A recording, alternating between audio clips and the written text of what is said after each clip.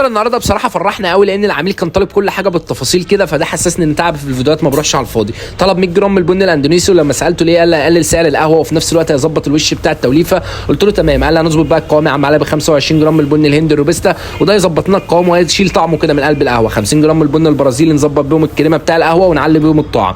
قلت له تمام. قال لي هنظبط الريحه كمان ب 75 جرام من البن الحبشي. قلت له لا ده انت بقيت معلم بقى. قال لي الحبشي كمان مريح للمعده وفي نفس الوقت التوليفه كلها متوازنه وتبقى مريحه للمعده. قال لي هنحوجها بقى بايه 10 جرام من الحبان. قلت له ما فيش مشكله. بصراحه التوليفه كانت متوازنه جدا، وبصراحه عجبني قوي لما حد يكون فاهم كده لدرجه ان هو يقول لك التوليفه بنفسه، ودي حاجه بتحسسني ان انا ايه تعب ما بروحش على الفاضي. قال لي شويه ورد وشويه قرنفل يظبطوا الريحه، وعود جينسن كده عشان الطاقه ويظبطوا معانا عشان يجي الشغل. بصراحه اليومين دول ضغط علينا، ونص حبايه جوز الطيب كمان تزود من الطاقه. وقلب الكلام ده كله وبعت لي الاوردر ده بصراحه في اسرع وقت عشان البن عندي خلص. بصراحه الاوردر فرحني جدا. وما تنساش لو انت ما تعرفنيش انا علاء فوده وبقدم محتوى عن القهوه، بعرفك اللي تناسبك وكل حاجه عن القهوه، وبفهمك ازاي تعمل